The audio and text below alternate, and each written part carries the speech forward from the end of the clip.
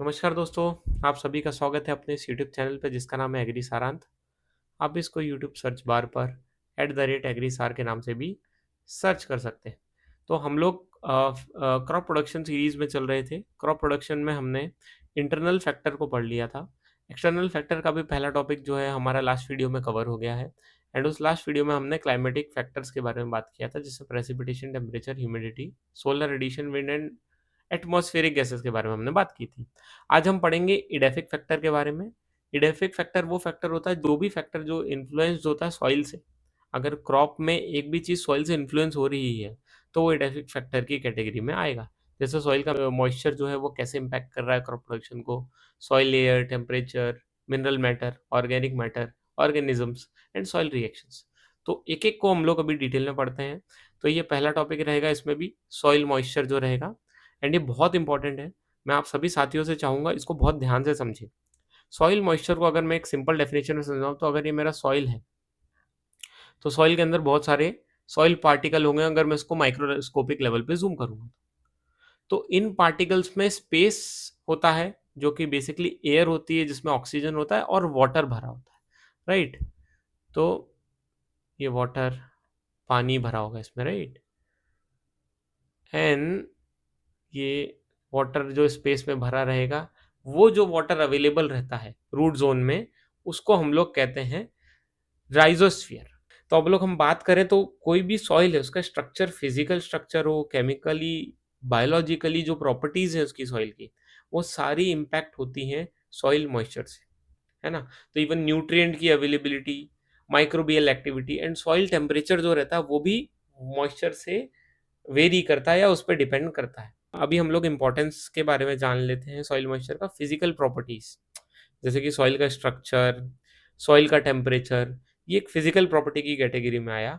वो जो है वो वाटर से या मॉइस्चर से वेरी करता है।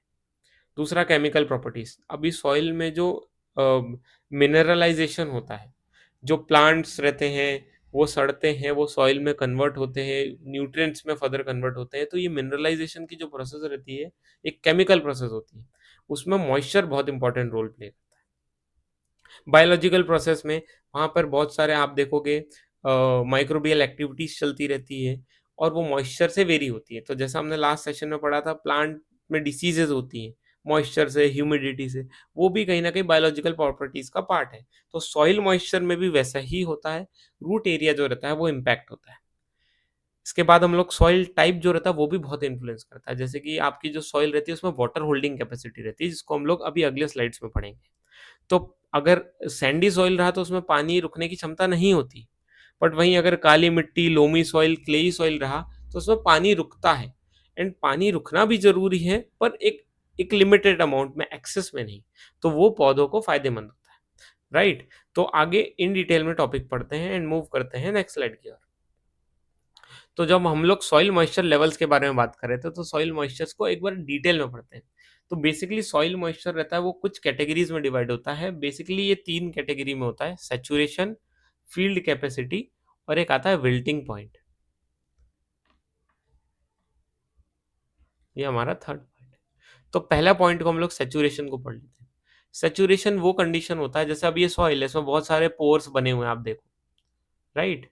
अब इसमें स्पेसेस जो होता है, वो जितना खाली स्पेस है, अगर उसमें पानी के ड्रॉपलेट्स भर गए, प्रॉपरली फिल हो गया, तो वो सैचुरेशन पॉइंट कहलाता है। एज़ इफ अभी इसमें ना ज़्यादा पानी स्टोर करने की क्षमता भी नहीं है, इसके ऊपर पानी डाला तो बह जाए, राइट? एंड इससे और डाला पानी तो एब्ज़ॉर्ब भी नहीं होगा, तो मतलब एक लिमिट आ गई।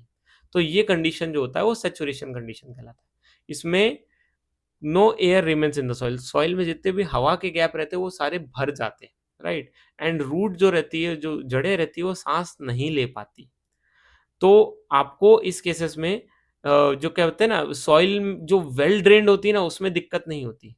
बट जो सॉइल जहाँ पे ड्रेनिंग का इश्यूज़ रहता है, वहाँ पर एक प्रॉब्लम आता है, राइट? एक्स्ट्रा वाटर अगर ड्रेन या ग्रेविटी के कारण नीचे उतर जाए उस सॉइल में, तो ये बेनिफिशियल होता है। क्योंकि जब वो सॉइल में एक्स्ट्रा वाटर उतर जाता है, तो जो सॉइल में नेचुरली जितना पानी चाहिए रहता है, जितना जड़ों को नेचुरली पानी चाहिए रहता है, उतना ही बचता है और वो बेस्ट कंडीशन कहलाती है। हम उसको भी आगे पढ़ते हैं, राइट? उससे पहले हम लोग ये समझ लेते हैं effect on crop. Poor aeration होगा, ऑब्वियसली जड़ों को पानी से जब पूरी कवर हो जाएंगे और ऑक्सीजन प्रॉपर नहीं मिल पाएगी तो एनारोबिक कंडीशन आएगी, सांस नहीं ले पाएगा, राइट, पौधा या जो फसल है वो।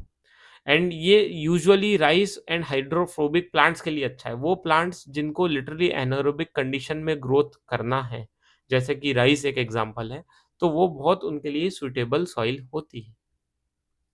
जो मैं टॉपिक की बात कर रहा था कि एक सुइटेबल कंडीशन बनती है ग्रेविटेशनल फोर्स से जो पानी बह जाता है, और वो ग्रेविटेशनल वाटर कहलाता है बेसिकली। वो जो पॉइंट होता है उसको कहते हैं हम लोग फील्ड कैपेसिटी। तो जो अमाउंट ऑफ वाटर जो सॉइल में 2-3 दिन के बाद बारिश या इरिगेशन जो हम लोग करते हैं और एक बार पूरा भर देते हैं, उसके 2-3 दिन के बाद जो वाटर बचता है सॉइल में नेचुरली एंड जो बाकी पानी बह जाता है, तो वो कहलाता है फील्ड कैपेसिटी। एंड ये बहुत इंपॉर्टेंट फैक्टर है और यही हर प्लांट को चाहिए। This is an ideal condition. तो जो बहता हुआ पानी, जो सॉइल से बहता है एक्स्ट्रा पानी, जैसे ये मैंने अगर पूरी सॉइल इसमें पूरा पानी भर दिया, तो इसमें जो एक्स्ट्रा पानी बहता है, तो वो विदाउट एक्स्ट्रा टॉप अप, मैंने और कुछ डाला नहीं, अभी वही ग्रेविटी के कारण जो पानी बह रहा है, वो जो पहला कहलाता है उसे ग्रेविटेशनल वाटर बोलते हैं, राइट। एंड सॉइल में जो अट्रैक्शन रहता है मॉलिक्यूल से पानी का, वो अभी कम रहता है एंड ग्रेविटी का फोर्स ज्यादा रहता है।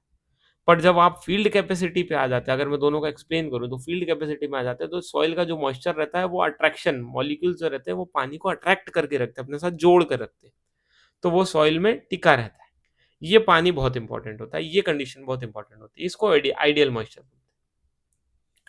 तो अभी जो वाटर जो ग्रेविटी के अगेंस्ट में हेल्ड होता है, उसमें ना एक पोटेंशियल मतलब एक होता है बार का प्रेशर लगा रहता है, तो -1/10 से लेकर -1/3 बार तक का एक प्रेशर रहता है। इस प्रेशर रेंज में वो जो पानी रहता है वो सॉइल से पकड़ा रहता है। वो ग्रेविटी भी इतनी ताकतवर नहीं होती उस पानी को निकालने के लिए कि वो नीचे बह पाए। वो पानी सॉइल में ही चिपक जाता है, राइट? तो इम्पोर्टेंस की बात करते हैं तो मैक्सिमम वाटर जो एक सॉइल होल्ड कर सकता है, जो उसके लिए हेल्दी है, जो उसकी कैपेसिटी में है, विदाउट वाटर लॉगिंग, वो कहलाता है फील्ड कैपेसिटी। एंड प्लांट इस केस में इजीली पानी अब्सॉर्ब करता है क्योंकि उसको जड़ों को ऑक्सीजन भी मिलती है, उसमें गैप्स बना रहता है, राइट? आगे मूव करते हैं तो परमानेंट विल्टिंग पॉइंट, या जिसको हम विल्टिंग पॉइंट भी बोलते हैं। जब प्लांट का जो मॉइस्चर कंटेंट सॉइल में जब ऐसा लेवल आता है, जब प्लांट जो रहता है विल्ट कर जाए, या प्लांट ग्रो ना कर पाए, या प्लांट मुरझा जाए, सीधी सी बात अगर सिंपल हिंदी भाषा में बोलें, अगर प्लांट मुरझा जाए और उसके बाद उसको वापस पानी देने पर भी वो रिकवर ना हो या वो रिटेन ना हो, इस फेज़ को हम लोग बोलते हैं परमानेंट विल्ट। इस फेज़ में प्लांट जो रहता है उसका मरना तय है, राइट। तो ऐसी कंडीशंस होती हैं जिसमें हम लोग का सॉइल का जब मॉइस्चर कंटेंट एक लेवल के नीचे चला जाता है, उस केस में प्लांट की ग्रोथ तो छोड़ो दूर की बात है, प्लांट सस्टेन भी नहीं कर पाता, सर्वाइव भी नहीं कर पाता और डाई हो जाता है। लाइक यहाँ फोटोज़ पे आप देखोगे, आपने बहुत सारे ऐसे गमले देखे होंगे अपने घर में या दूसरों के यहाँ कभी फ़ोटोज़ में, कि वहाँ पर वो पानी देना भूल जाते हैं लंबे वक्त तक, और एक ऐसा फेज़ आता है जिसमें उन पे वहाँ पर सिर्फ डंडियाँ ही रह जाती हैं या फिर उसके वो अवशेष रह जाते हैं और पौधा मर जाता है, वो ग्रो नहीं कर पाता, राइट। उस केस में होता क्या है, जब आप इतना कम मॉइस्चर लेवल पे आ जाते हो, तो आपका जो सॉइल के पार्टिकल्स रहते हैं उसके बीच में जो अट्रैक्शन रहता है वो 10 से 20 एटमॉस्फेयर तक पहुंच जाता है, इतना टेंशन क्रिएट हो जाता है, राइट। एंड पार्टिकल्स बहुत टाइटली हेल्ड होते हैं, तो इसमें जो प्लांट्स रहता है उस केस में अपने जड़ों के थ्रू पानी अब्जॉर्ब नहीं कर पाता एंड कहीं ना कहीं वो सस्टेन नहीं कर पाता। इसका इम्पैक्ट ऐसा रहता है कि ये मॉइस्चर लेवल अगर एक लिमिट के नीचे चला गया तो ये रिवर्सिबल है, फिर तो विल्टिंग होना तय है। और उसके बाद जो क्रॉप की डेथ है अगर वो होती ही है, अगर आप प्रॉपरली इरीगेटेड टाइमली ना करो तो चलिए अवेलेबल वाटर कैपेसिटी को हम डेफिनेशन के तौर पे समझ लेते हैं। जो वाटर प्लांट्स के लिए अवेलेबल हो उसको हम लोग अवेलेबल वाटर कैपेसिटी बोलते हैं, या तो उसको दूसरी भाषा में समझाया जाए तो field capacity and wilt point के बीच का जो लेवल होता है उसको हम लोग बोलते हैं अवेलेबल वाटर कैपेसिटी।